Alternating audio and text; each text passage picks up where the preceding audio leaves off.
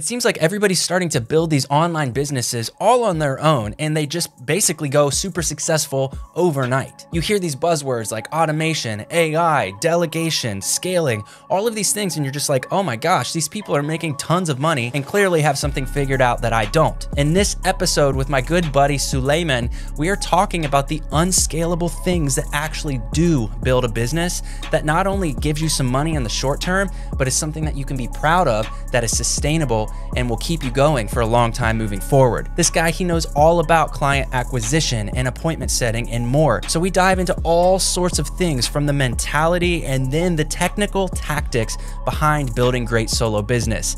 I'm gonna leave it at that. This is a long conversation, so feel free to put it on 2x speed. You're not gonna hurt my feelings. I want you to be able to enjoy this episode in the way that's best for you. And with that, don't forget to hit the like button, because you do hold the key to the growth of this channel, and I deeply appreciate it. And so with that, let's roll the tapes.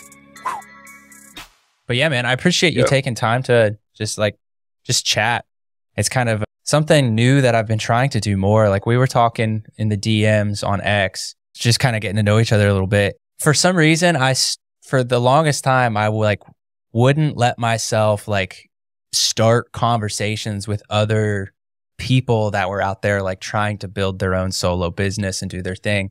And I think it was just because, probably an imposter thing. I didn't want to sound stupid, or I'm trying to learn, but I don't want to share my weaknesses to the competition. But I've had to, that's not how I feel. In my heart, my brain doesn't really work that way, as far as the whole dog eat dog, only one winner. It's I think there's plenty of room for everybody to crush.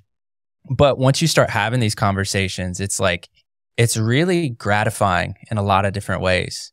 And you can start to really build off of each other and just kind of share ideas. And obviously friendships are made, and they can happen really quickly. So yeah, that's why I wanted to just maybe jump into a call like this and kind of chat on this level and just kind of see what comes out of it. And of course it's hell, well, might as well just hit record. And if there's something interesting that comes out of it, because it's just in my head, it's one of those things, if we're talking between you and I, things that are interesting to us, that's just a sign that if two people are interested in it, there's 10,000 plus other people that would probably have enjoyed being in that conversation and enjoy just the topics. So I'm hey, why don't we just have our cake and eat it too?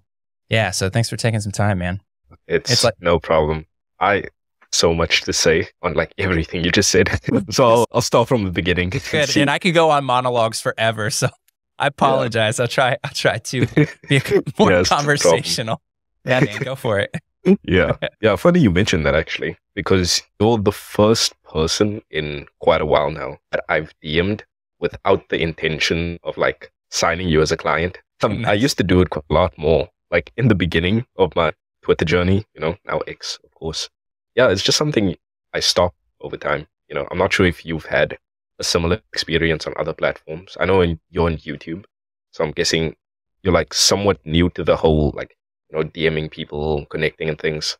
But that is very much X culture or Twitter culture, But it's one of those things that are actually really important to do when as I say sometimes, real life stuff starts to happen. It's kind of something you forget about, Although I do say often that the most valuable thing that I've gotten from being on Twitter and creating content and all this stuff has been the relationships that I've formed.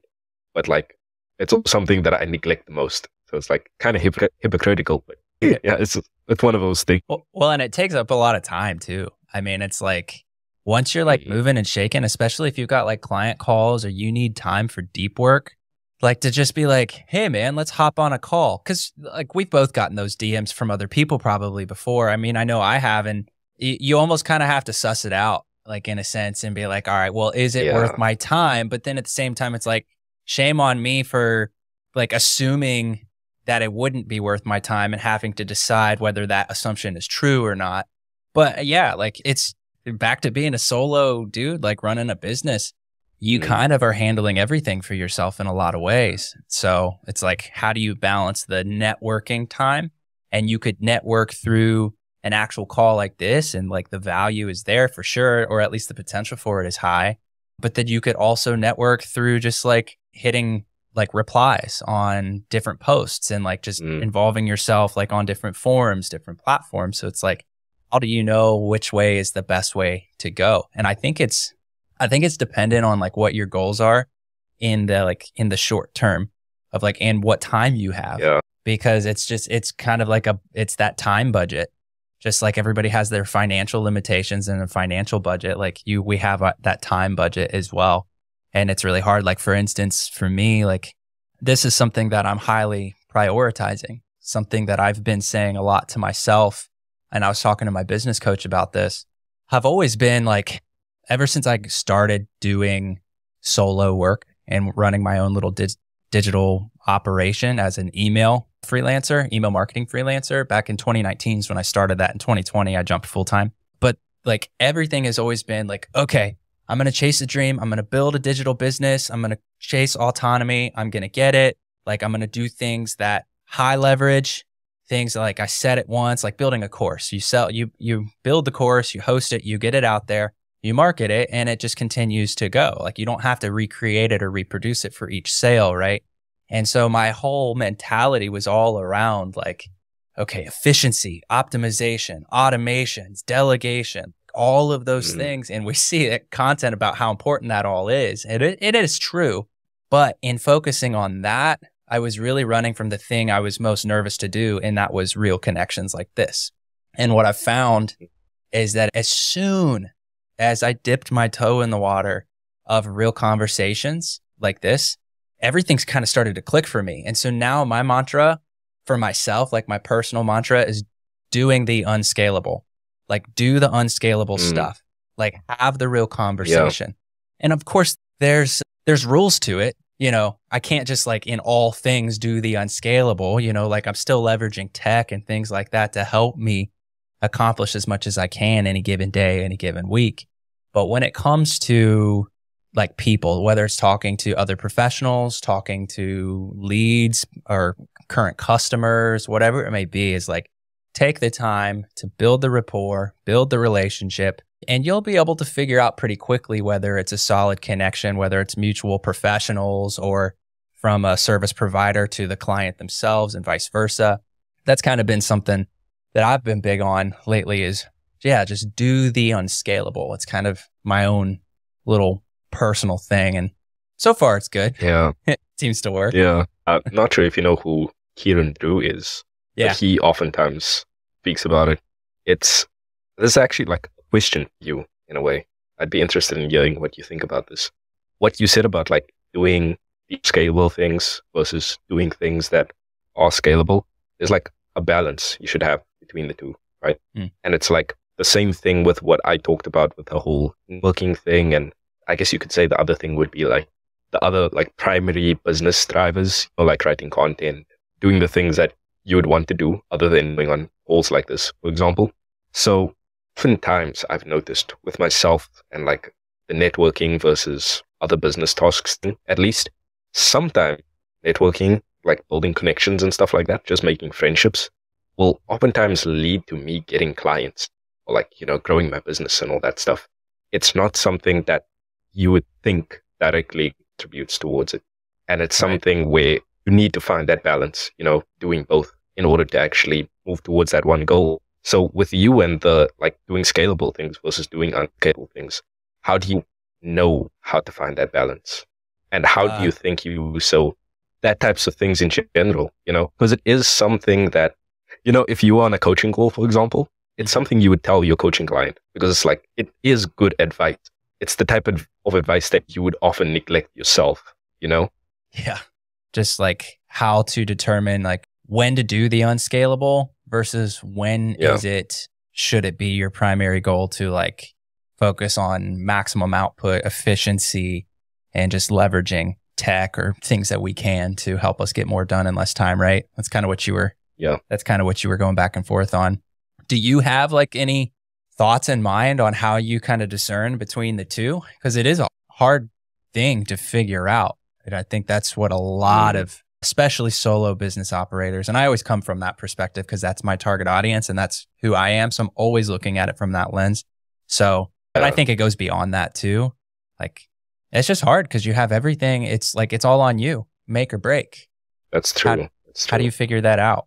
I think it is a really complex answer in a way, because it does depend quite a lot on them and their specific situation.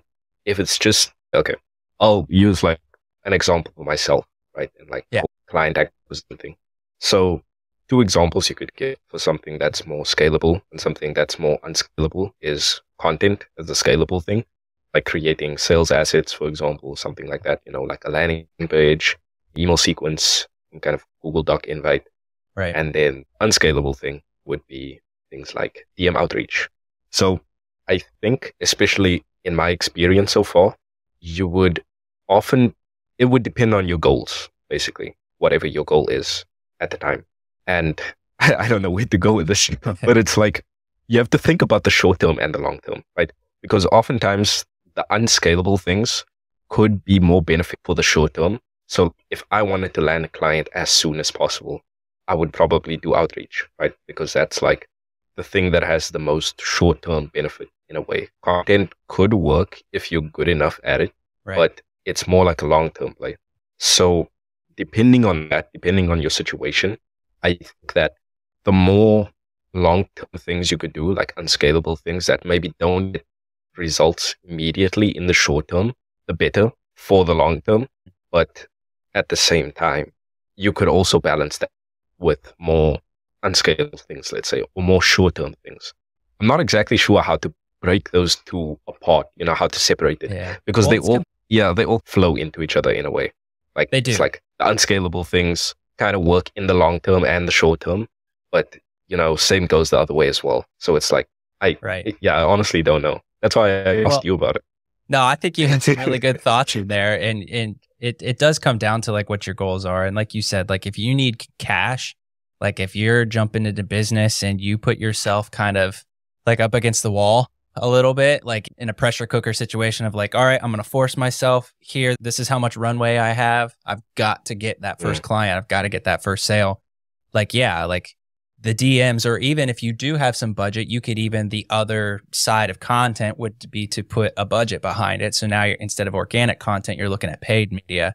And so, but again, it still takes skills no matter which vehicle, which lane you're going down. But what I think is interesting too, a thought I had while you were saying that is like for me, I've chose to really hang my hat on organic content because it fuels so many other things. For instance, now that we've had some conversation, built some rapport, and we'll continue to like be virtual buddies here in these circles that we're both involved in, when I show up potentially, without trying to sound arrogant, when I show up potentially in your feed now with a short form video or a post, you can kind of hear my voice on it, especially if it's just a text post. Like you can hear like, oh yeah, that's totally something Evan would say or whatever. And it would be easier for me to follow up as kind of like a touch point with you. And then everybody else that I've had an unscalable conversation with potentially over time, infinity into the future, as long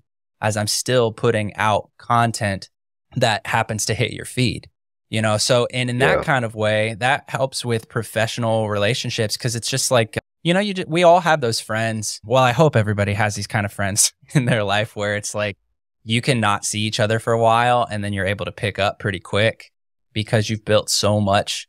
There's such a deep bond there and a mutual understanding and support and love and care and respect, but going both ways. And so that's kind of how I see the organic content piecing in. And so for me, what I was finding was that if I'm doing organic content and that's the thing I'm like just pushing all my chips across the table on, it has all of these massive upsides. But something key that you said was the difference between short-term benefits and long-term benefits. So like if I'm playing this like long-term benefit game, but I have short-term needs, well, how am I going to get there? It's like trying to think of an analogy because I'm like an analogy guy. I've almost got this like visualization of like you're climbing up the mountain. Say, okay, let's try this. Let's see if this works. Tell me if this makes sense. So say you're like going on an expedition, you're climbing like a big freaking mountain and it's like it gets cold up top. but you can only take so much with you. And you know, that last stretch of mountain that needs to be climbed, like you're going to need some winter gear. You're going to need certain provisions that you won't need until you get to that back, like the back 10% or the last 10% of that climb, right? And so you think about that and you're like, okay, I need to pack this stuff. But if you go so far as to pack all of the perfect things that are going to help you when you get up there, but now you have no room for the food that's going to fuel you, the water that's going to quench your thirst between now and that hard spot, are you going to get to the top of the mountain? Are you going to reach the goal that you've set out on? Yeah. And it's hard to say what the answer is, but you can kind of see like, yeah, you're probably not going to make it.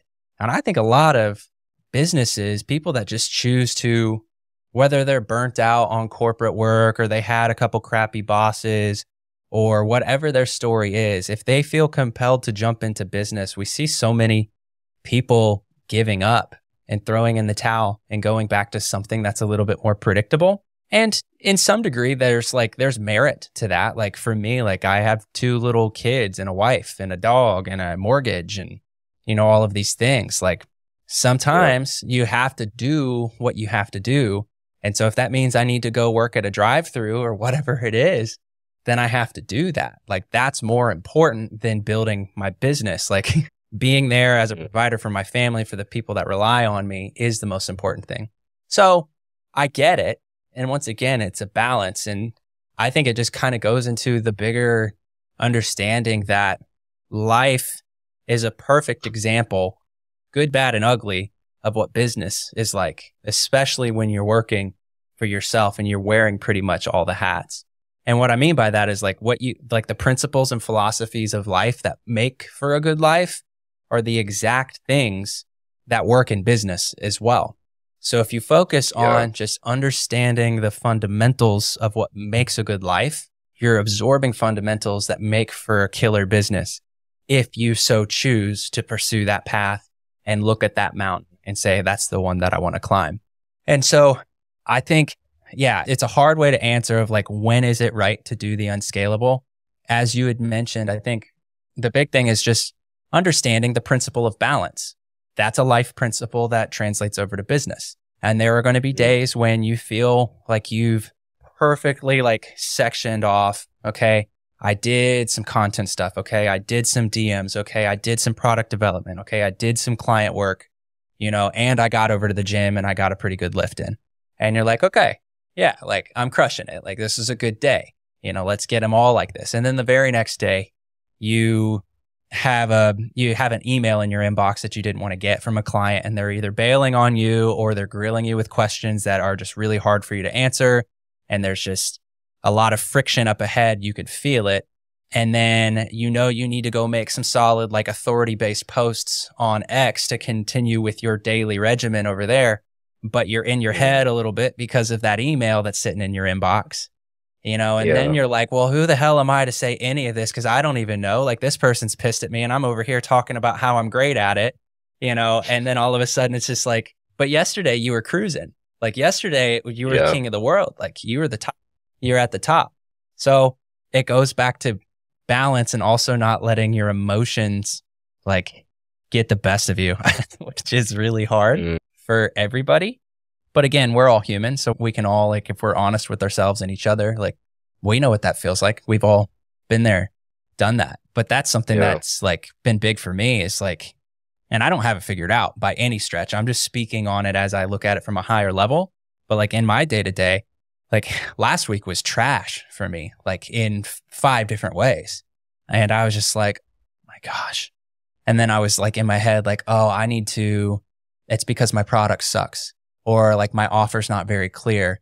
Maybe I need to pivot and start a different angle on like the service that I want to provide. And all of a sudden, like my brain, I'm just like, all right, scrap it all. We're starting over, pull down the website. I'm going to stay up for 3 days and we're going to figure it out. And it's like, all you needed to do is change the copy above the fold on your website. Like you just needed to add one more like clear objective and you're back in the races. But I don't know. Do you deal with that? Like, how do you keep yourself? Because you seem like a pretty level dude. It seems like, obviously the good, bad, the uglies, all of the things that we face in our solopreneur journeys. you seem like you have a character quality of being able to not let the highs get in your head and make you feel like you're bigger and badder than you are, and not let the lows like make you hyper depressed and like, you know, you stay in bed for a week. Like you seem like you're pretty level headed about that kind of stuff. Do you have like, and maybe I'm wrong, but that's my assumption. That's my impression here. Yeah. Like, how do you stay level? Like, how do you reckon with the craziness that comes in from the day to day of just business in general? Interesting observation that you mentioned. It's the first time I hear that. Nobody's ever told you you're level headed? In different ways. Okay. Yep. Not related to like business specifically, but okay. Yeah, interesting. Hopefully I didn't offend you. No, it was a compliment. It was a compliment. Yeah. Yeah, I do appreciate it. I'm honestly not sure. I think I handle it somewhat decently, especially for my age compared to what I've seen. There have definitely been highs that have affected me negatively, and some lows that have affected me negatively. And two examples I could give are, a high would be when I got some momentum on Twitter and I was doing pretty well. You know, business was booming. Followers, same thing as well. Yeah, and man, because of that, I stopped doing the things that initially got me to that point. You know, the whole like making connections with other people, responding to comments, things like continuously learning, you know, trying to hone my craft and all that. I was like, you know, in my mind, of course I didn't think this, but like, it was like, because I got some results and I got like pretty good results at the time, I just thought I knew enough, you know, and like I was doing enough, or like I could start cruising now because I have this momentum and all that.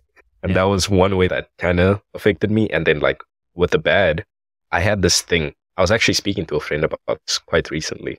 Yeah, I had an offer, right, where I would basically, people that were doing relatively well in business, just get more clients and speed up their process of doing so, make it more efficient and all that, use things like sales assets, like funnels, all that kind of like a different mechanism to get clients.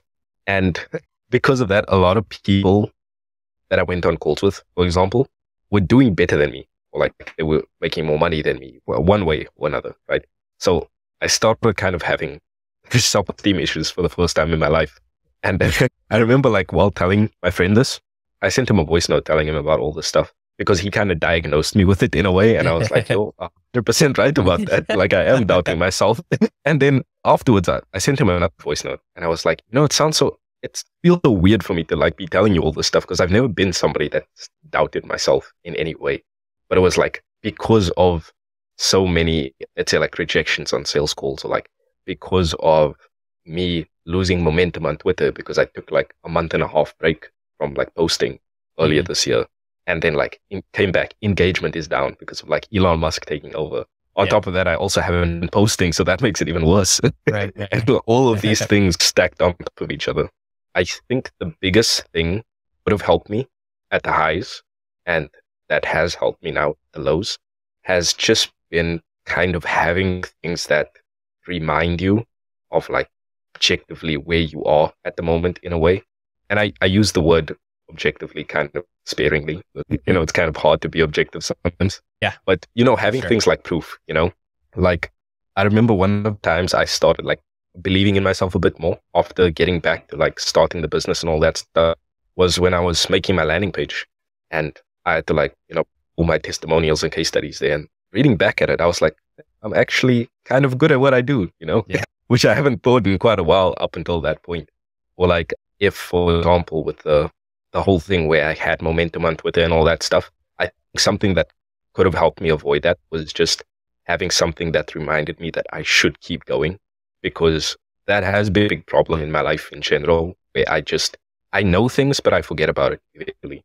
And then because I forget about it, I stop doing it. And then, you know, it's like this whole cycle of you come across the advice again, you're like, oh yeah, that's what I've been doing wrong. You do it for a while, you forget about it again. That's been my whole life story.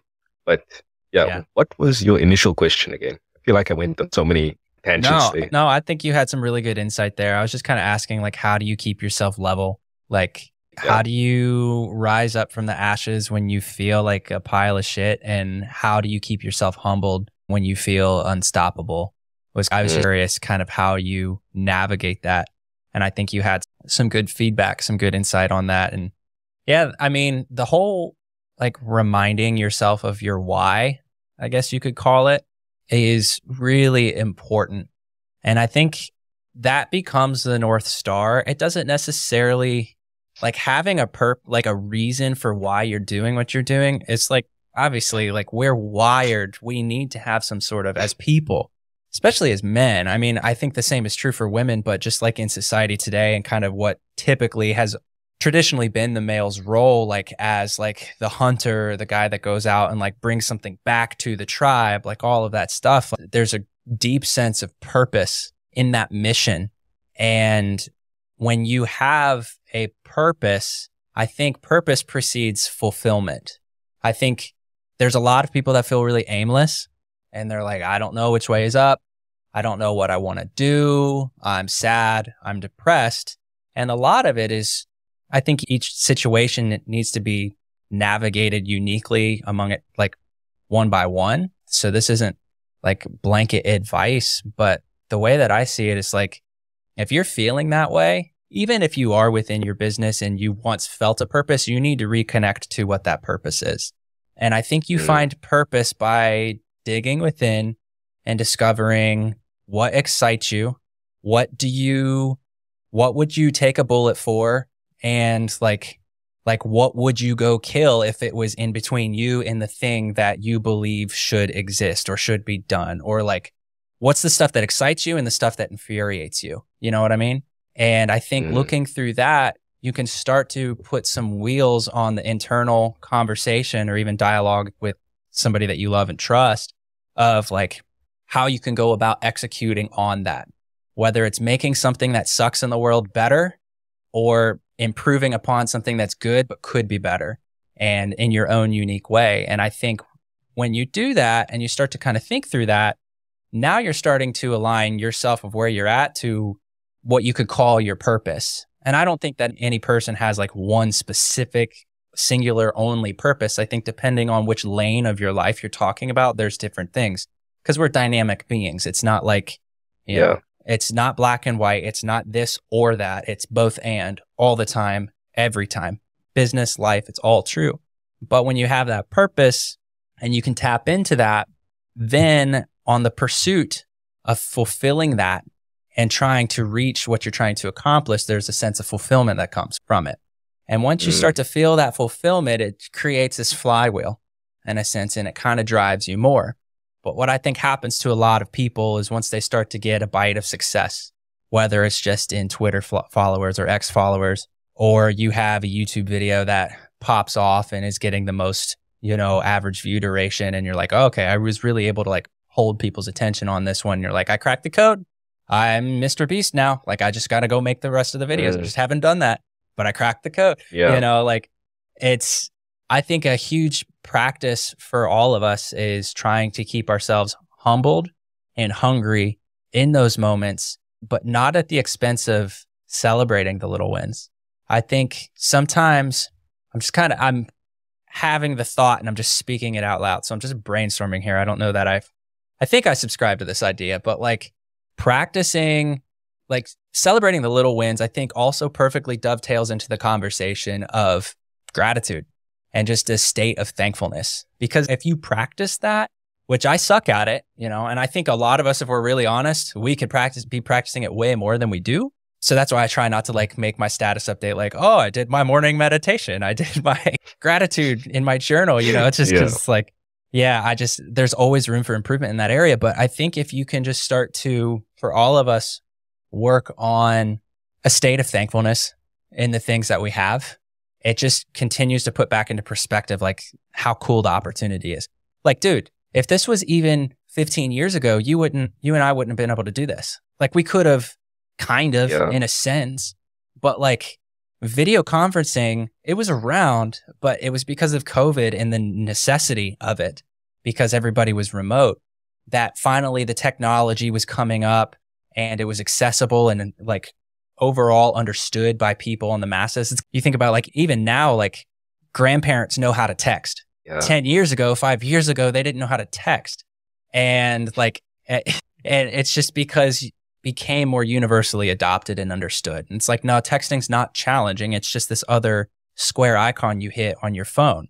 And then they're like, well, what kind of phone is it? And it's like, no, it needs to be a smartphone, not a flip phone. But now that's not a conversation either because pretty much everybody has. Yeah. So I don't know how I'm getting down that trail, but it's just, I think if we can practice reminding ourselves of how awesome we have it in our own ways, even if things are crappy, like there's still 1 million+ people that have it worse. And for me to be pissed off that my X following is growing at a snail's pace, or, whatever it may be, I recorded a podcast and the file was corrupted or whatever it may be. It's like, yeah, oh, well. Yeah. Like, what about tomorrow? Nice life problems.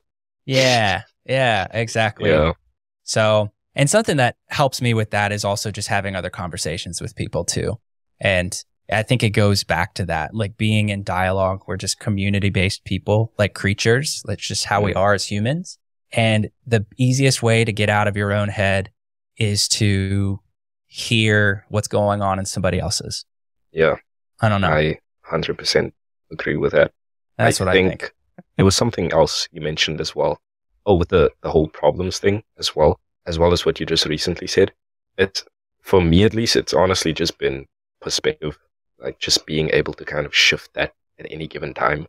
And a lot of times that require you to just take a step back from everything you're doing, like literally and metaphorically, like zooming out and looking at the big picture in a way, and just thinking of like, is this problem, like the fact that like my internet connection is slow right now, gonna be like a problem that I'm gonna think about a week from now, right. Because it's so easy to get trapped or like stuck, sucked into like these small problems that we have because we're so close to it in a way, if you know what I mean. Yeah, I do. If you can just, like you mentioned as well, remind yourself why you're doing something in the first place, it oftentimes solves it for people. For myself, at least, that has been the case.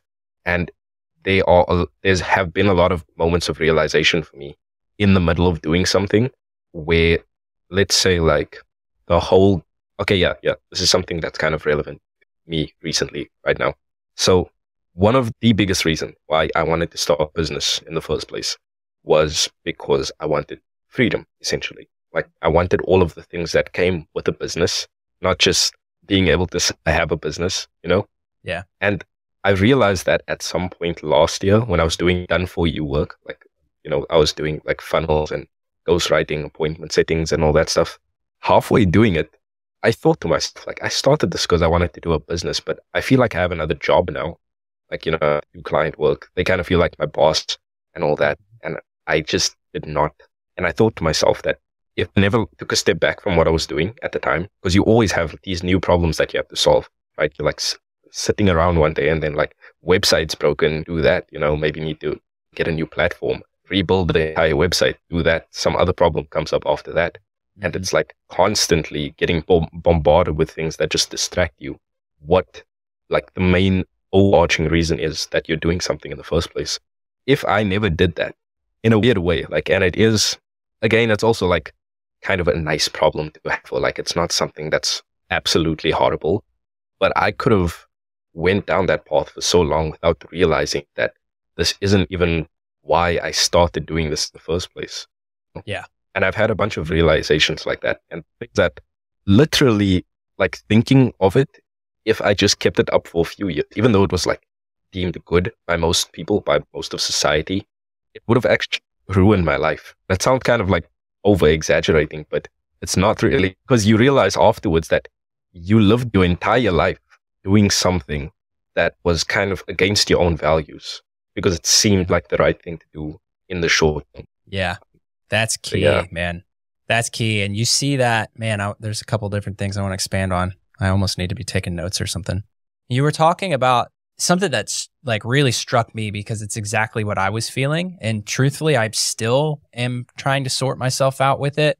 And that is, for me, it's been this transition of freelancing into like a creator route, I guess you could say, just using terms that people understand. But when you were talking about like, hey, I got into working for myself for freedom, for all of the different goals that you had, but it was all really around autonomy and being in charge of your life, your future, all of it that's within that. And you said that you started doing all this done for you work, and it just felt like you stacked up multiple bosses. And that's something that I have also been feeling. And that was one thing. And I was talking to my business coach almost a year ago now, actually a little bit past that. And I was just like, for the most part, I like the people that I'm working with overall, and we have a good thing, and I've got a nice retainer payment set up. Monthly recurring revenue is there. It's predictable. It lets me, my family and all of this stuff, like it's all good. It's taking me away from building something for myself because I don't have the time or the energy after I do my client work to focus on my brand. And so I did my best to just start putting up some organic content. And that's a whole story in and of itself because I was not very good at it. And I approached it kind of from the wrong angle on accident and learned the hard way. But what was your transition from that? So, because you were doing done for you stuff. And then what was it that you changed within the value you were providing or the service or product that you were giving? Like, what was that transition? Are you fully through that transition? Is it still a process for you? What insight do you have kind of on all of that, just in general, I suppose? Yeah. So for me, I was doing this weird mix of like funnels is what I initially started off with. So, creating a landing page and an email sequence for someone, essentially. Mm-hmm. And through experience, I kind of realized that the more control I could have over the entire sales process, the better it is for me and my client from a results standpoint, at least. And so eventually I added on ghostwriting and appointment setting on top of that. And I never did all three for one client before, but I used to do like maybe two. So like maybe I had one client where I was doing ghostwriting for, and then, you give them followers, so you might as well DM them and try and book calls for them as well. So that was kind of what I was doing for the longest time. And I worked all day. I can't even tell. There was a time I used to wake up at 5 a.m. and I would stop working at like maybe 6, 7 o'clock at night. And of course there's breaks in between, you work out, things like that. But like other than that, I had no social life. Just never stops. Even there's always something. Yeah. Even spending time with family and stuff like that, which, I've always said for like the last 2 years or so now, relationships has always been my number one value, but even that like back burner. Yep. So eventually, after working with a few people, I got like pretty good results for one client specifically. And I already built my Twitter audience up to like a couple thousand followers at the time. I went on a live stream with Kieran Drew. He did a thing for some of his digital product buyers, basically. It was like a whole class, and at the end of it is a Q&A. And I asked him about it because since I started the whole online business thing, I wanted to do like coaching or consulting at some point. That was always the long-term goal. So I asked him, I can't exactly remember what it was, but I remember it was something to do with my age and whether or not I could do it with like the results that I have now. And he was like, most people don't know the things that you know at the moment. So there will always be people that will be willing to pay you. There was even some random guy on the call that was, I'd happily pay you like $2,000 to teach me client acquisition stuff. Couldn't find him though. And so after that, I tried it out while still having some like done with for you clients just to maintain somewhat of an income at the time for like 2 or 3 months. I remember I had like one client, or I would take on like one client per month, something like that. And part-time while doing that, I would be working on my coaching offer. And I got a group of a few of my friends, actually. A few of them ended up paying me. Some of them, I just get them in for free because why not? I didn't mind. And that was like my first coaching, basically like group coaching group in a way. And got them pretty good results as well. And so they were all together? Like you were like on like calls like this and they were all in there so people could kind of feed off of each other and hear what you're saying too. Okay, got it. Yeah, basically. I just like pulled it out from scratch, basically. Nice. I didn't really know what I was doing. I was even like creating the curriculum like a week ahead of each call we had, essentially. Yeah. So I was really just doing it on the go. Good for you, man. They always say like to teach anything, you don't have to have it mastered. You just have to be a couple paragraphs ahead. That's it. Yeah. Basically having like a MVP, minimum viable product, and 100%. just shipping with that, iterating over time. But build your confidence too as you're doing it. You're like, hey, I'm still alive. It didn't kill me. Like, it was actually pretty good. Yeah. So, and how long ago was that you did this first one? November last year. Okay, so coming up on almost a year ago or so. Yeah. Gotcha. I don't know what December, I landed the worst client I've ever worked with in my life. I'll maybe go a bit more in depth like that later, but basically that. Eventually I stopped working with him halfway because he crossed the line. So I was like, I can't keep working with you. I funded him most of the money that he paid me. And that was like 2 weeks in December. I remember my mental health was just down the drain. Like, I barely did anything throughout that time because of like just the stress. Yeah. It weighs on you. And then it's hard to come back. Yeah, it does. It does. Especially in the holiday season when you're supposed to be all happy. And you're like, I'm depressed, bro. I'm not going to lie. Yeah. Oh, goodness. So you got December to, like, let me say January rather. Yeah, about January to February. It was like fully doing coaching / consulting at the time. And I also like built the digital product, basically. The curriculum I built with the first group coaching group of students, Yeah. I just sold that as a separate course as well. So I have that and the coaching now. And that was the best month for my business at the time. And surprisingly, I was working less than ever, but I was making like much more money than I was before that. Yeah. Just because one, I was finally doing something that I actually like truly enjoyed and felt true fulfillment doing. Right. But the other thing was, what was the other thing? I guess I just built more leverage at that point, and I was finally taking advantage of it in a way. My audience, all of the connections and things that I made over the few months at the time, all of that stuff. So yeah, that was kind of what it was at the time. And now I'm still doing the same thing, the coaching, consulting. Got it. So are the coaching and consulting two different things, or are you kind of just using both of those terms like to lump in like kind of like the group stuff that you were talking about before? I'm just curious about what you're offering and how you have that structured. I'm just pure curiosity here. Yeah. I've never truly understood what the difference was between coaching and consulting, but I think at some point I heard a definition, I think I heard it somewhere that stuck with me personally. And it was like, a coach is someone that basically asks you questions in order to get to the answers yourself. And a consultant is somebody that just gives you the answers, asking questions and stuff. So with some people, I'll maybe just have a 1 hour call with him. I'll tell them exactly what to do by looking at it with the profile, like what content to post, what funnel to create and all that stuff. And I'll tell them how to do it and like what to do exactly, but I just don't do it for them, right?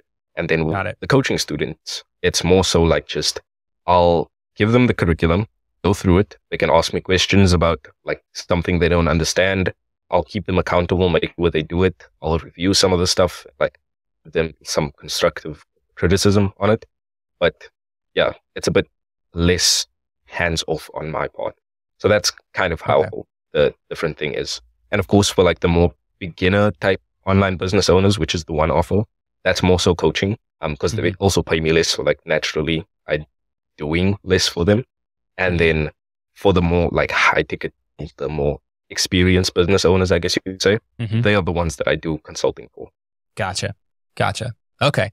Yeah, that's interesting because that's something that I've thought about myself, but right as I was like deciding that I didn't want to freelance, and because just that what we were talking about, feeling like you have several bosses now and just not being able to work on my own thing, I also was like, I don't know, I still don't have my mind made up on it yet, honestly, around whether I should do some sort of coaching or consulting based service, something within the marketing space, whether it's more specific to email, but likely more on organic content, helping people put repurposing systems together. And I don't know why that is. I think probably because I've almost taken too much information online from the people that I look up to.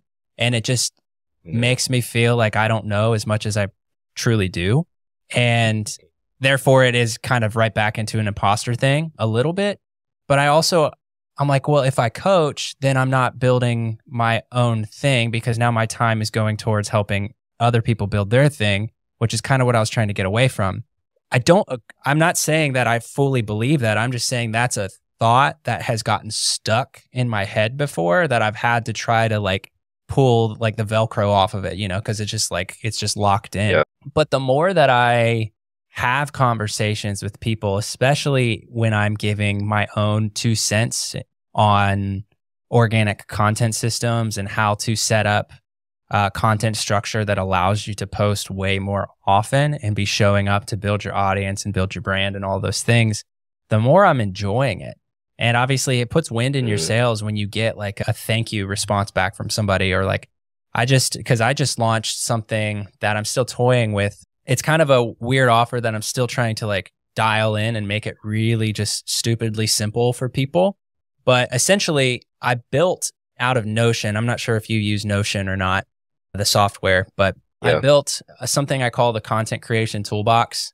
And so it's basically a content repurposing like powerhouse. And so it's everything from like logging your ideas and having your idea bank for all your content that you want to do in one spot, all the way through managing the stuff like different, like, because they're all in different stages of like whether it's still an idea or you're working on it or editing it or it's scheduled or it's published or you're going to recycle it because it did well before. Like all of it is within there, and it makes it really easy, especially if you do like pillar content and micro content, which is the strategy that I've been using for myself with a lot of success. And so that's what I've been trying to help people with is like, hey, instead of trying to like figure out what you're going to post on X tomorrow or next week or whatever, like instead of looking at micro content and trying to figure out like, okay, I need to fill all these slots, focus on something that's long form, something that's more robust, and do that in some sort of recurring way. Like for me, I do an email newsletter, which ties into my website blog, which also is the loose script for my video podcast, which I just recorded, the one that'll go out this coming Monday. I just recorded it earlier today. That's why my setup is all like how it typically is. But anyway, yeah, like I built this product for myself and it works really well. It still has like, it's an MVP for sure. But I was like, all right, well, let me just like throw a price tag on it. And so essentially what I have is there's a stripped down version of it. So it gives you the basics and it's completely free. So I just want to make it like a no brainer for people to try it out. And then for $36, you can just basically buy the whole toolbox one time and it's yours. And I still don't know my pricing on it either. I'm still trying to figure all that out too. But then the third tier, the premium offering is a content success call, or that's like the title for it. And essentially it's like a 90-minute call like this, you know, where I meet with them over like virtual video and we talk about what content they're currently putting out, what are their struggles, you know, just kind of help them out with all of that stuff and see how we can apply the principle of pillar content to micro content, that repurposing strategy into what they're currently doing, or how can we work what they're currently doing to make more sense with that so that they can hold themselves more accountable and it's more routine for them to create content. So there's never that like, oh crap, what am I supposed to make? Like I need to post something, but I don't have any ideas. I don't have any thoughts. And so basically they would then buy the 90-minute session with me. And as a bonus, you get the content creation toolbox. So I give you the product along with the call. So that's kind of how it's set now. But I've also been thinking like, well, shoot, maybe I should just do done for you. Like maybe I should set it up really simple where it's just like a few $1,000s a month.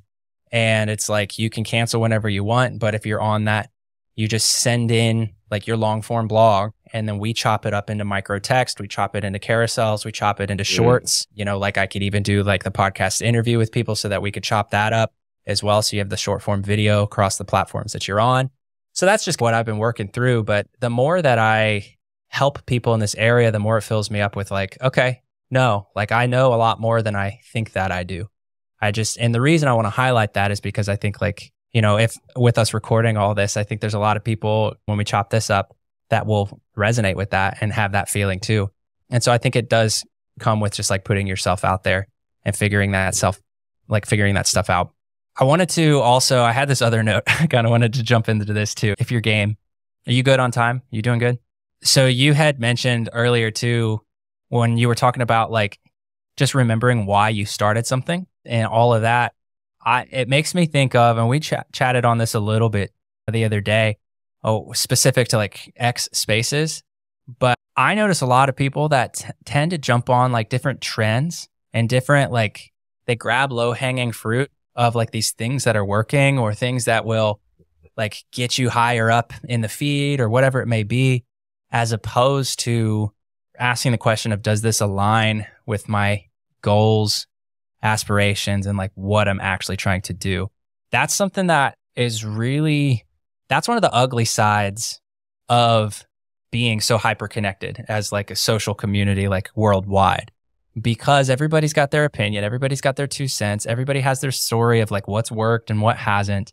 And in a lot of cases, especially in like business Twitter space, like, yeah, we want to like build connections and like build our audience, but we also like want to find that next client. And so there's also this like agenda, and I don't mean that in a bad way, but it's like, it'd be a lie to say that it doesn't exist. Like everybody kind of has their agenda. That's why they're out there, and that's fine. But Yeah. I don't know. I just kind of wanted to jam on like what you're seeing as like trends or short-sighted efforts that are on the rise right now online and like on the social media world that maybe people aren't like, they're not thinking before they act on certain things. Like for instance, a perfect example is just like DMs. Like when we'll talk X DMs, but I think this works across all platforms, or even spams and YouTube comments and things like that, where it's like, it is so obvious when somebody is reaching out because they genuinely want to give you props on something, or like congratulate you on whatever it is, or thank you for some sort of insight. It's so obvious whether it's something like that, or they just want to connect and like they truly just want to like be like, hey, I just want you to know I exist and I'm a person out here that appreciates that you exist, and I just wanted to tell you that. You know, there's a difference between that, and it's very clear, and those that are wanting to just straight up sell and they're playing the cold DM game. And man, I respect the hustle, but I have no respect for taking the opportunity to actually do good for somebody and instead twisting it to where you're just trying to collect a check. Like, I can't, like, and it surprises me too, because right now I have like, I don't even have 200 followers on X. So talk about trying to find the motivation to keep posting every single day is sometimes that's hard to find, because it's like, dude, like, and you're at like what, like 8 something, right? 8K? Yeah, 8.6. Yeah. So, and like, it's easy for me. Like when I first saw your profile, I was like, even if I did like the best stuff in the world, like how long is it going to take me to catch up to you? You know, like, and I'm just like, well, but I have to remember why I'm there and the value that's there. And I don't need any more followers in order to like make new friends, you know? Like I think that they can both happen, and they will. But yeah, anyway, kind of getting back to like the thought of like using the DMs, for example, like, are there other things that you're seeing right now that seem pretty short-sighted and not really thought through, that people seem to be running towards? Like they're kind of chasing shiny objects and doing stuff that's, it may work in the short term, but it really ultimately ends up, it keeps them from really having long-term success. Are you seeing anything jump out that's like falls into that camp? Yeah. The most recent one has been the whole thing of basically encouraging conversations, essentially people that start conversations. So I started to see a lot more tweets pop up of people basically just asking random questions for engagement bait. And another reason, which is like a separate one in and of itself, but also kind of ties into this one, is the whole thing with X monetization now, right? So you get like ad revenue basically for the amount of impressions you get. And again, like same thing, the engagement bait type things, like the questions like, does God exist? You know, coming from like a business account, those types of get a lot of views. Yeah. But it's like, yeah, you're going to get engagement. Maybe you're going to get like $10 from ad revenue at the end of the month. But is that really worth cheapening your brand? You know, that's been like the most recent ones. But a few others I can think of has just been things like, you know, Threads, you know, Meta Threads, when that came out, a lot of people from Twitter, including myself, got FOMO and we hopped onto the app, and then I deleted it after like the first 2 days. I was like, what was I doing? I still get notifications, but I haven't been on it since the first week it was up. I was like, I don't need to be here. And then other things would be like, you know, ChatGPT auto DM giveaways, stuff like that, you know. Yeah, it's been a lot of things like that kind of. And I've, besides maybe the ChatGPT one, you could say I kind of did it before, but it was like my own twist on it. You know, I was like, I don't know what the thread was about anymore, but I remember the hook was something along the lines of like, are you sick of ChatGPT threads? Me too. And then I said something after that, which was a bit different than what everybody else was doing. But I thought like, why not still try to take advantage of the trend? And that's also been something where it's like, you know, going back to balance, because it's like trends can be useful to hop on in order to your end goal, and you can get there faster. Yeah. But I think relying on it too much, or just doing it without adding your own essence to it, in a way, I guess you could say, that's when it becomes somewhat damaging. And I think a good way I've heard, I'm not sure if you're familiar with Hamza on YouTube. Not as familiar as I should be. I recognize the name. I feel it. Okay. He's a self-improvement YouTuber. Okay. You know, Jeffrey and Adonis. Yeah, he used to have those intros. No. Okay. I don't know how else to describe him really. No, but I'm sure you'll know him if you see him. It's probably shown up on my feed. I'm surprised because that's all my YouTube is like entrepreneurship, self-improvement. Like it's that and motocross, like dirt bike racing stuff. But yeah, I'm sure you know him because he's been popping off in the space. I'll maybe send you a link after this. Okay. But yeah, right on. I watched a video of his once, and he explained how with his YouTube content, for example, what he did was he'll use like a title, a thumbnail that's quite like clickbaity, and it's kind of like a trend and all that, where it's like top 10 ways to get girls or whatever. Yeah. And then in the video, he tells them to like meditate or something, you know, something they don't really want to hear, but you kind of need to get them to come to you for that clickbaity thing, for that trend, you know. It's like the thing of telling them what they need to hear, not what they want to hear, but you kind of lure them in by making them think you're going to talk what they want to hear. And they hit them with the boring advice, you know, that people don't really want to take seriously because it's sexy. You know, it's like consistency, discipline, stuff like that. Meditate, do the monotonous tasks for like 365 days and then eventually have success or something. Right. People don't want to hear that, but the actual stuff that's going to help them the most. Yeah. So that's like been my approach towards it. And I don't do it that often, to be honest. Yeah. Just because of, again, I've always just had this in a way, not wanting to like sell in a certain way. There's been a bunch of like threads that have been doing quite well, like the general format, you know, that I've seen on Twitter, and I've maybe tried it out once or twice, but I just didn't like it. It just wasn't, you know. Yeah. And although it would have gotten me good results and yes, could have got clients and everything, I just don't like doing things if it's not on my own terms. Like even the online business thing and all that. Yeah. If I wasn't able to do it the way I wanted to, I would stop doing it. Though it is something that I love. Yeah. It was like same thing in the beginning of my Twitter journey when I would hear everybody talk about like how, you know, you have to do outbound, start as a beginner, and inbound is more of a long-term thing and all that. But then I was just like, but I don't like that. Yeah. And so I just figured out a way to get good at content marketing. And I remember like within the first 4 weeks of joining Danco's community, Mono Mastery, like implementing some of the advice. And I also read .com Secrets by Russell Brunson. So I was kind of familiar with that and everything. Yeah. Once I implemented it all, I landed my first client in like 4 weeks, and it was an inbound lead. And then from there, I just got inbound leads until, what was that? It was from June up until September, I think. I think September was when I first started doing outreach. And again, that's also just been like one client that I've gotten from that, like cold DMs, basically. The rest have also just been inbound because I just wanted to do it that way, and I didn't like doing outreach. So I just found a way around it, basically. Yeah, that's kind of how I go about things. And yeah, that's the trends that you were talking about, kind of like the low-hanging fruit that people seem to be going after. Yeah, well, and I guess kind of almost need that in a sense, because it does makes it that much more satisfying and appealing when you come across like the real ones, like people that are genuinely trying to add value in their own way and genuinely trying to do good on behalf of the communities that they're involved in. And I suppose, I appreciate your thoughts on that. I was just curious your perspective on it. And those were some really good examples that you shared. And you do have to play the game of getting people's attention. Like it's just, because everybody's, fighting for attention. I mean, it's the new oil. It's the new, like, it's the thing that everybody's after, and it all starts and ends there. Like if you can't get somebody's attention, so you have to be able to disrupt their pattern in some sort of way.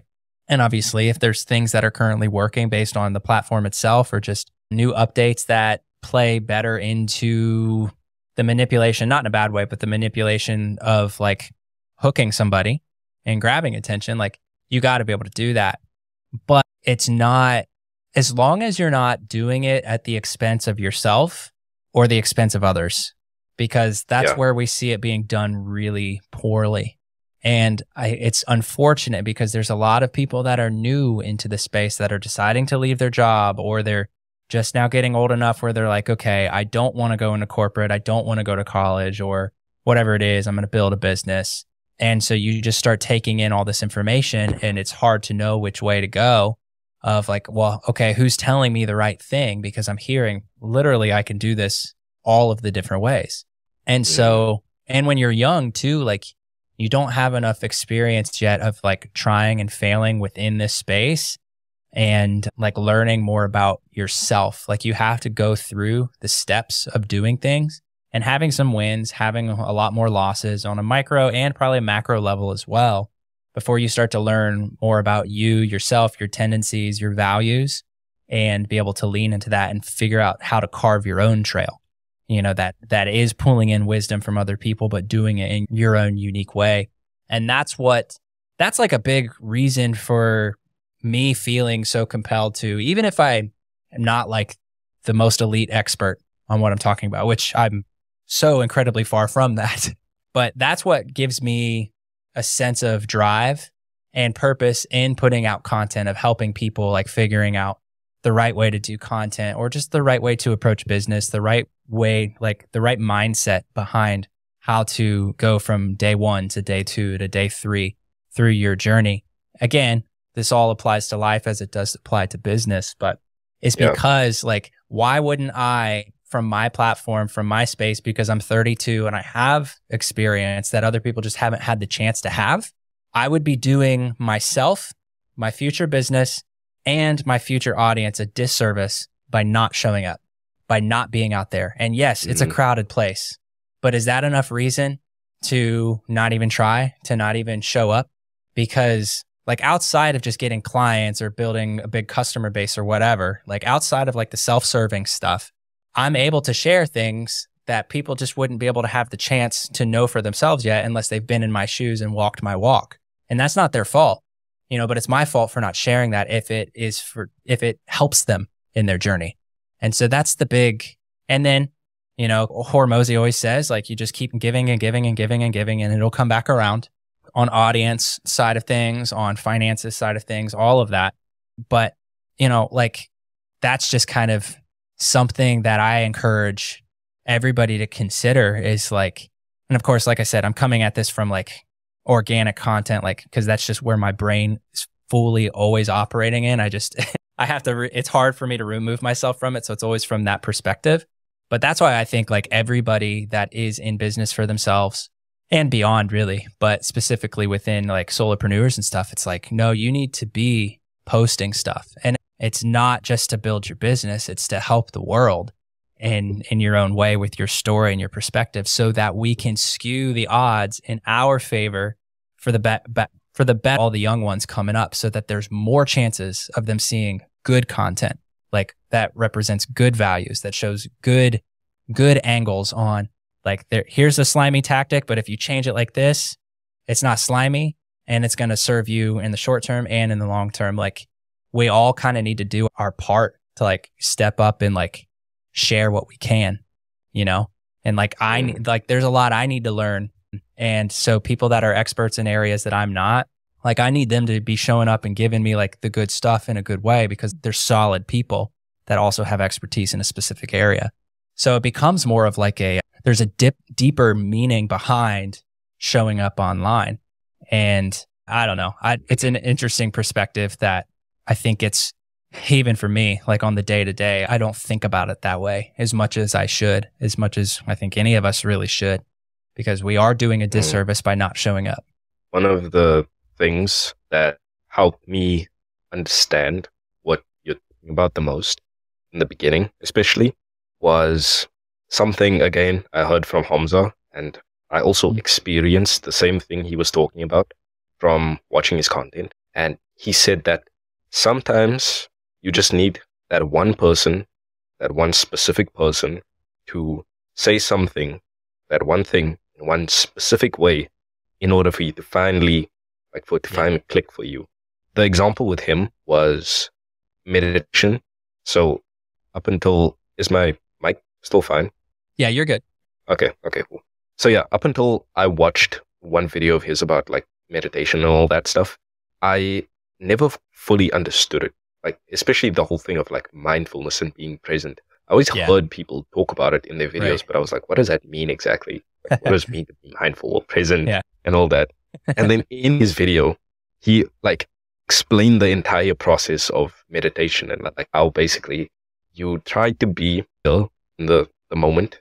And then whenever your mind does start to wander, you just bring your attention back to the present moment, which is some sensation in your body, whether that be your feet on the ground, your breath, anything like that.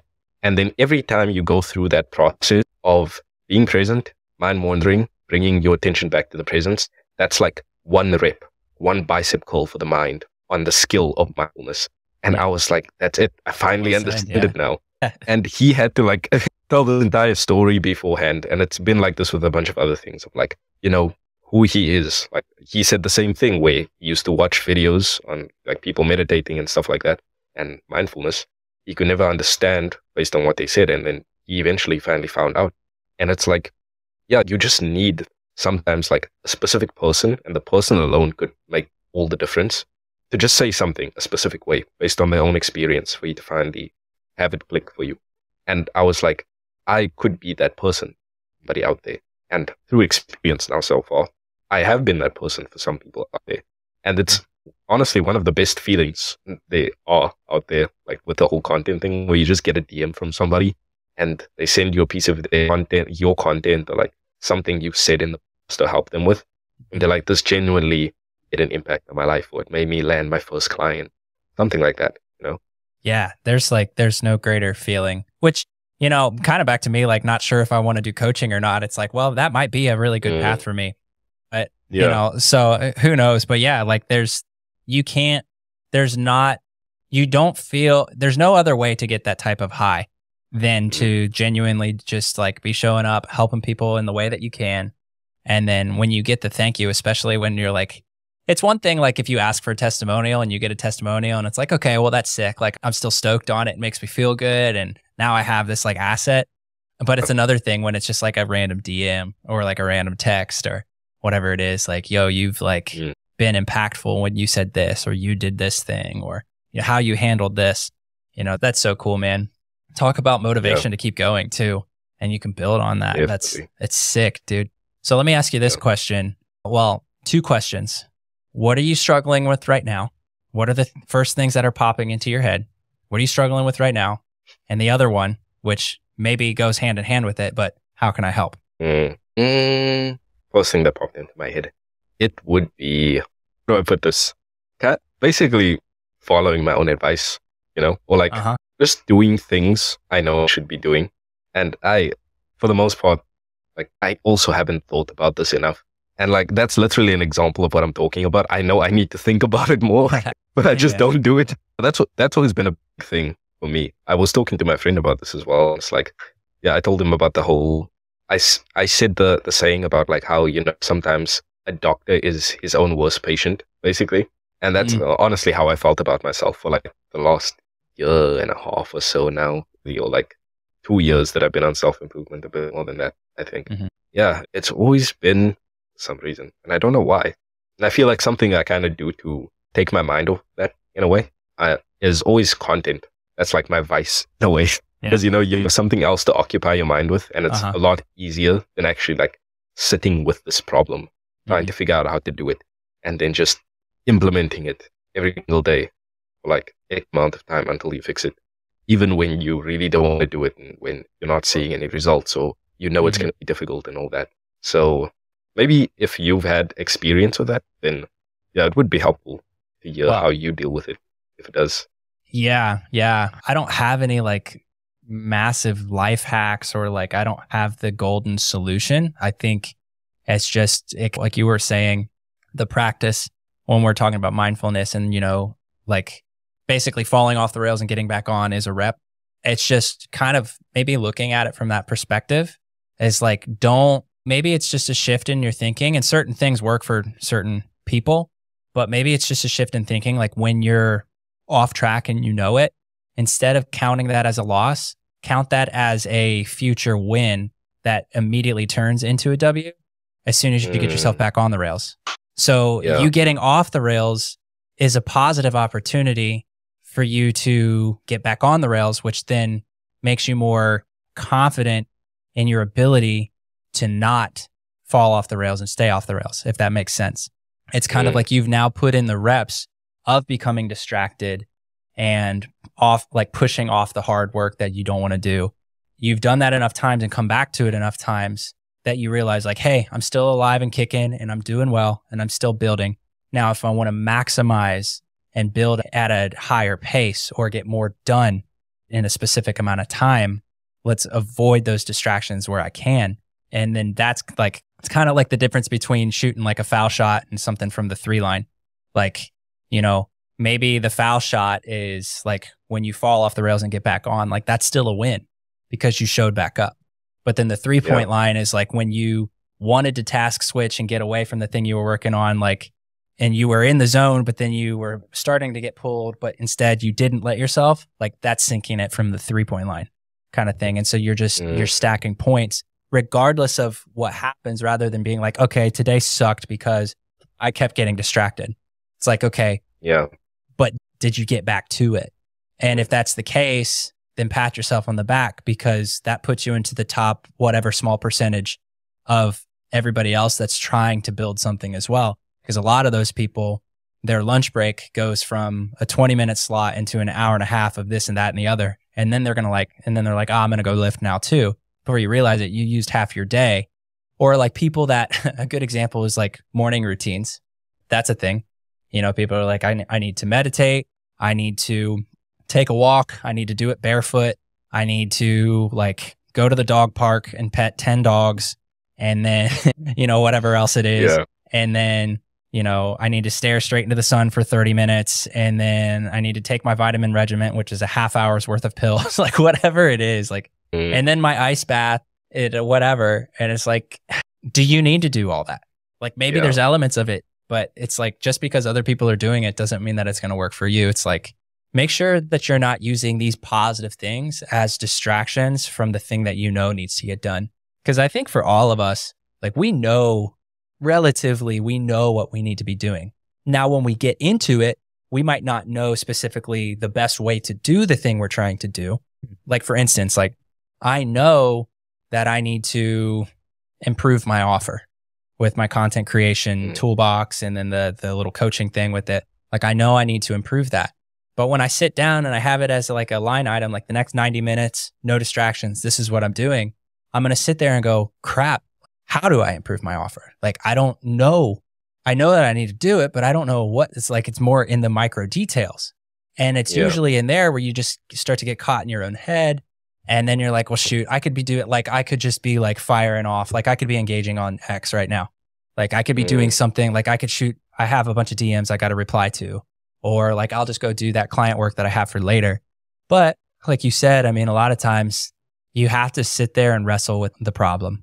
You have to allow yourself to be locked in the cage with the problem and like, that's hard. That's hard because especially too, when it's like if you're looking at like, okay, I could do some client work and I could shoot some DMs. I could make some more posts or more content like you were talking about. Like that's low hanging fruit. Well, I know that's good for me in some sort of way. It's not like I'm doing damaging stuff. It's not like I gave up on work for the day. Like I'm doing stuff. But if it's not the thing that moves the needle in your business or that very next rung on the ladder, then what's more important? Because like here, for instance, sorry, my brain's firing. If I don't tangibly do a lot of things in a day, like if I don't have a lot of like actual proof of all of the stuff I did that day, it's easy for me to feel like I didn't do anything. But if that day was dedicated to improving my offer and I came up, and I am 5% further down the road than I was, even if that took me all day, but nobody sees it yet, because it's, whatever, is that considered a productive day or not? And even though it's not tangible necessarily, is it productive? It's like, okay, anything strong, like to build anything, it's kind of that brick by brick mentality of like just 1%, 2% better each day, just like small, consistent actions stack up. Sometimes you need to stop laying, well, I guess the visualization would be like, say working on your offer is like the bricks that need to get laid. And say that making more content because you have such a great amount of it, hypothetically, is just basically like laying the mortar in between the bricks. It's kind of more like mortar for you. Why would you lay more mortar if you haven't stacked another brick to lay the mortar upon? Yeah. Because you don't build a house out of mortar, and you don't build a house out of only bricks. You build a house out of the joinery of both. And so what in your business is the mortar, which I guess would be kind of like the stuff that is productive, but it's more of a distraction from the bigger thing. Like, go pick up the cinder block, go pick up the brick. And like, what is that? So I don't know if that helps at all. I mean, that's just me kind of just like brainstorming, just kind of spitballing with you. But that's a real thing. And maybe that's what you make content around. Like, I don't know if that serves your target audience. Yeah, that's a good point. Yeah. So what, you said you make a lot of content. I'm curious, like, what channels are you involved in? Like, I'm curious, like, your strategy and your system and your like core topics that you talk on, and like, who's that target audience? I'm just curious about kind of all of that, because maybe this would fit in really well and show a side of you that maybe they don't get to see as much. That would probably even bring in new fans that would be more interested in this kind of stuff than the other. But, it's like, hey, maybe they'll like all of it, but this is how they would find you first. I don't know. But yeah, sorry, I asked the questions and then I started talking. Yeah. Typical me. Problem. First of all, I did really appreciate that advice. It is quite useful. Initially, when you started talking about it, basically what you said made me think of this, I wouldn't say it's like a quote, but like a saying, I guess. And it's, the first step is awareness, being aware that you have a problem in the first place. And then from there, it's like, okay, you're doing better, and then you're going to fall off. And it made me realize that like things like this, right, like the whole not doing what you're supposed to do and all that, I start to think of it now, like literally as I was sitting here, as something that is going to happen, and I should just be okay with it happening. Just be able to catch myself doing or not doing it in this case more often, and like kind of strengthen that in a way. And I know that every time I do catch myself not doing it, I got better at catching myself not doing it, so it can happen faster next time. So that was like kind of the mental light bulb you gave me from all of that. So nice. Yeah, I do appreciate it. Also, you are quite analogies. I can tell you do them quite a lot. Yeah, to the point where it gets annoying sometimes, but I guess that's just how my brain fires. Yeah, I like it. My brain works the same way. Go. Okay. Yeah. People like us, we got to stick together. Yeah. So you mentioned basically my content workflow in a way. I think that was a question. Yeah, just everything content related. Like, what channels are you on? Like, do you have like a specific workflow that you stick to? Is it sporadic and random, or do you have like a deep system? Do you have a goal in mind with all of it? Like, what topics do you typically lean towards? Are those like proven? Like, do you know why you talk on that? Have you seen success from that? Which taps into like audience, just kind of all that stuff. Yeah. Okay. Well, still kind of all over the place. So this might be it might not be the most structured, but this is kind of how I go about it when I am intentional with it. Mm-hmm. So, okay, yeah. So I kind of borrowed, and this is the thing, right? Well, I tend to like just take different things from different people and see how I can kind of combine both of them to make my own thing in a way. So sometimes initially it is quite difficult to find out like, how does this one thing fit in with this other thing? Because I like both of them. It seems to be quite difficult to like do them together. And an example of this is Dan Koh's 2-hour writer, right? And that's like basically his content flow, workflow, and all that. And it's essentially write a long form newsletter, quite a long newsletter, and then chop that into a bunch of threads like condense it into like 1 or 2 threads maybe, and then condense that even more like idea into like multiple tweets basically. And that's essentially how he does it. And then he backs it up on his website, his blog basically. You can do it on Beehive if you want to. But that's the way he went about it. And I tried it out. I did like it. I enjoyed the process of writing it quite a lot. And like with his content system and all that stuff, it helps a lot coming up with novel ideas and like things that are quite unique to your own experiences and things like that. So I like that aspect of it. And I do want to keep that. But something Kieran Drew said, for example, where I think he makes a really good point on it, is one, you're not Danko. So it's going to be quite a while until you are able to, okay, let me start over with that.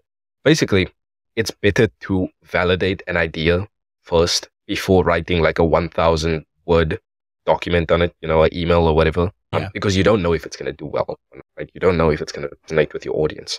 So instead, what he does and what I also do is I try to validate the idea with a tweet, because that's like fast to get feedback on Twitter. That's the really nice part about it. The tweet, the idea, the hook or whatever that be, if I see that does well, I'll use that tweet, like the main idea, the one idea behind that, and then try to turn that into more long form content, whether that be a long form tweet or like a thread. I don't really do threads that much anymore, but yeah, it used to be that.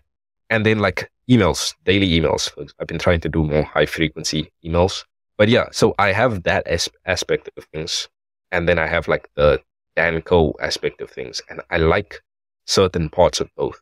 So now I'm just trying to figure out how exactly do I tie it all together. So it's like, now what I started doing was I look back at my best performing content. I'll look at the idea behind that and then write as much as possible on it. Because I know it does well already. I know people are interested in it. So I just try and like basically do a brain dump in a way. Then I try to structure it maybe. And then I'll just like parts of that essentially into many pieces of content, week or emails or whatever. So on top of those two that I mentioned, there was also something that JK meant. Okay, so just quick recap. So I want to do the whole long form thing of having like a big idea and like writing all of that, getting a clear understanding of it, creating that depth before putting it out there. But I also want to have the whole validating the idea, be able to put out more high frequency content, all that stuff. And so found that one other thing that kind of helps bridge the gap between these two is the idea JK Molina gave me on like how, I don't know what he said exactly, but it was something along the lines of like good marketers or good creators go out there and do things essentially to create content. But great marketers or content creators essentially go gather content based on what they've already done. So, or it was like, the one markets to the product and then the other one marked from the product, something like that. But essentially what he means by that is that like, if you have a product like a course, for example, which is what I do now, I started doing, is instead of going out there and doing like this new thing to create content, just go ahead and like take a snippet from your course and create something from that, and use that validated ideas and stuff like that to kind of tie in, that basically, because you already have that created, so you can just do that. It's the same thing with like something as simple as a conversation you have with somebody, like a WhatsApp conversation, like send a voice note to someone.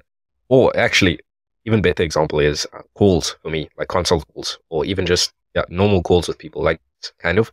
Sometimes I'd be on there and on the call halfway, I'd be like, am I really saying this right now? Like, I can't believe this is coming out of my mouth. Like, this is really good. And it was like, why not create that, turn that into content? You already went out and did it. So just, post about it. Yeah. And that's kind of the way I've tried to bridge all three. So as soon as I have a validated idea, I'll turn it into a more long form thing. And then I'll try and expand that, not expand it, but turn that into multiple pieces of content and spread throughout the week. And then, the whole, so the last part I mentioned, that basically helps with, how do I put this?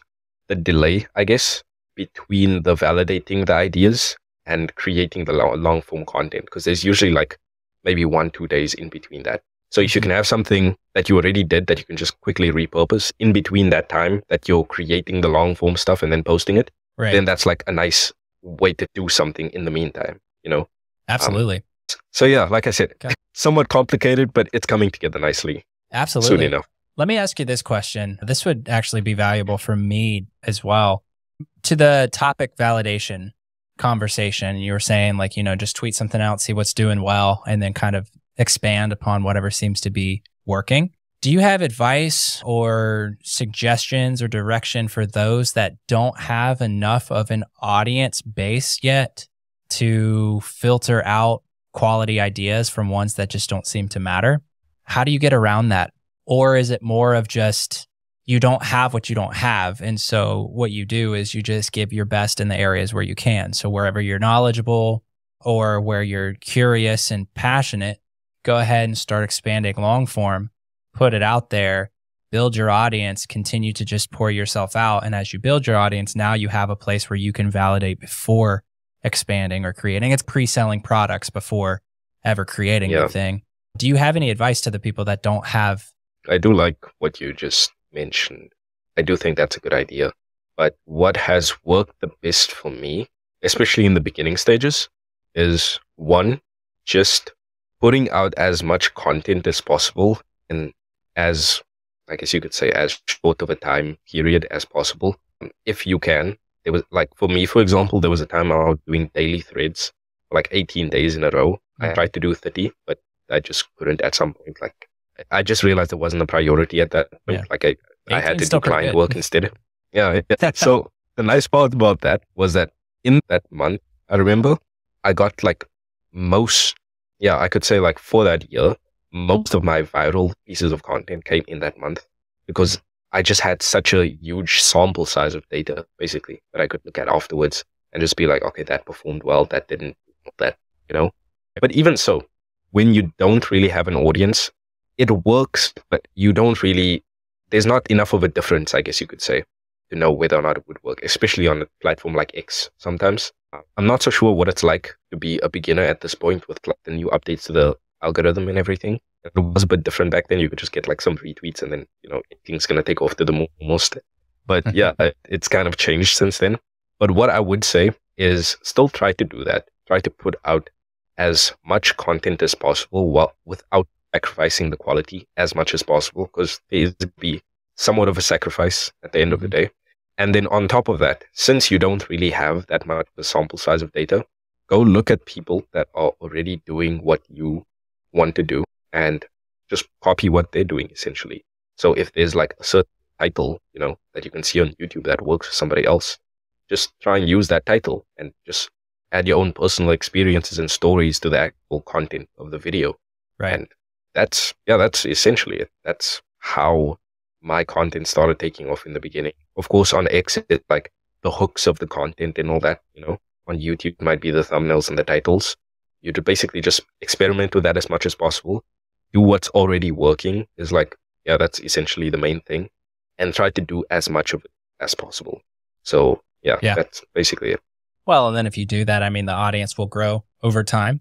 And then now you have another tool in your tool belt as far as with the idea validation and all that.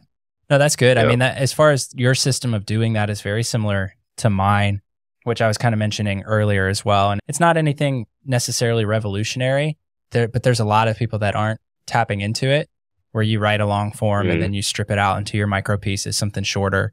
The thing that I've been trying to do is, and maybe this is the area where I can dig in and provide more value, more specifically on the X platform, because it's a lot of people that are text only with their content. And whether it's they don't like to get in front of a camera or it just feels awkward or, whatever it may be, like I think there's massive opportunity for people right now to be getting into taking their written content and turning it into video, ideally video or at least audio content. And there's a lot of things, like you were saying, with consulting calls and things of that nature, if you're able to document those, and it kind of goes really to the word of documenting, like that's kind of the thing. Because if you're spending your days like building your expertise, sharpening your axe in the area that you're like compelled to keep providing value in, if that's what you're doing with your days, then document that journey. Share what you just learned. Kind of like you were saying, like you were building the next section of the group coaching, like right before you administered it, before you gave it out. And, you know? So it's just like, you just chip away that way as you're building. And if you can make that paradigm shift for yourself, for anybody, of just documenting everything, it doesn't have to all be like authoritative, like expert advice. It can be the process of you doing something. It could be the struggles that you're dealing with and what you're going to try to, like, how you're going to try to get over it by using this advice or whatever it is. You start doing that, and now you're just creating this routine. You start to really be able to take the friction out of creating content, because then you're less scared to hit record or to type into your computer and hit post or publish. And like, new ideas flow from that. The more you create, the more you will inevitably end up creating later as well.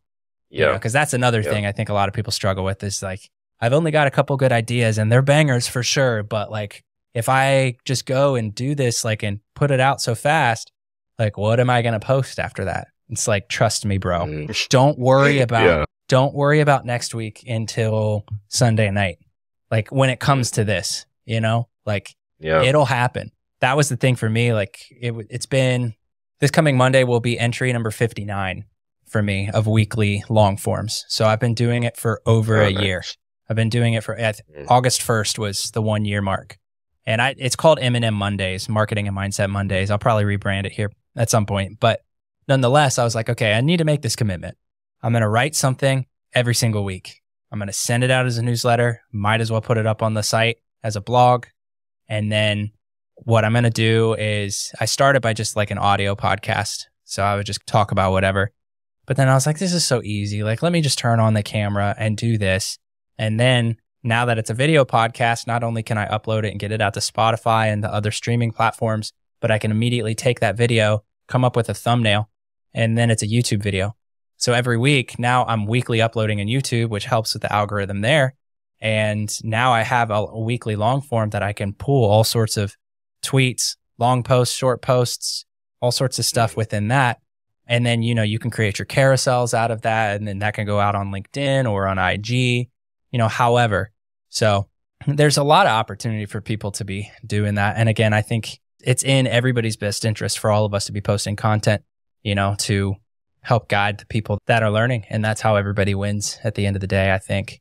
But yeah, good deal. Well, I'm looking at the time. I'm going to have to start to wrap this up here. We've been going strong, man. Yeah. So I should have asked at the very beginning, how do you pronounce your name? I don't want to say it wrong. Yeah. Suleiman. And where are you from? Yeah. I am from South Africa. Wow. Is that where you live now, or have you moved since, or? Yeah. Okay. Yeah, no, not yet, at least. Not yet. Do you have your sights on going anywhere? Yeah, maybe not permanently moving, but I do want to spend like a large portion of at least the next few years maybe in Latin America. It's always interested me. Heck yeah, man. Yeah, like the country, the culture, all that. Well, hey, man, anytime you find yourself over in the U.S., let me know. I'm in Florida. Yeah, I'm in Florida. So okay, would have never guessed. I would have said Texas. Texas? You look like a Texas guy for some reason. I'm down for it. Yeah. Yeah.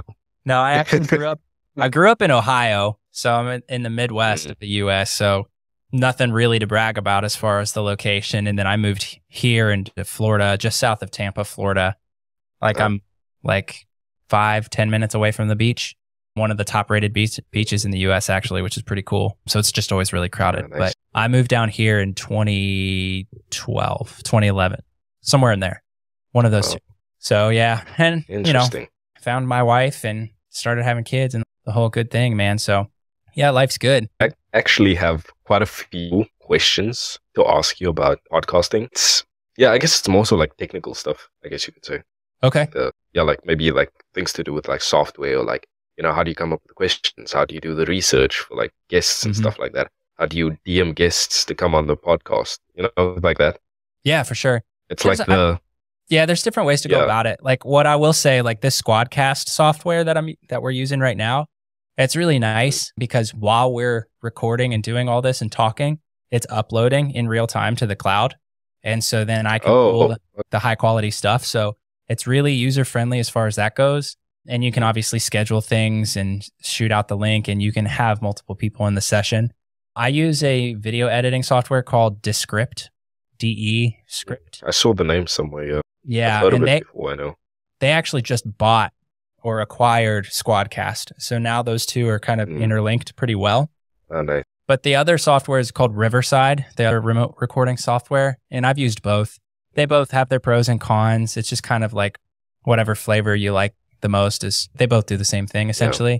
But as far as, and then like on the technical side, I mean, it's like I have a halfway decent camera.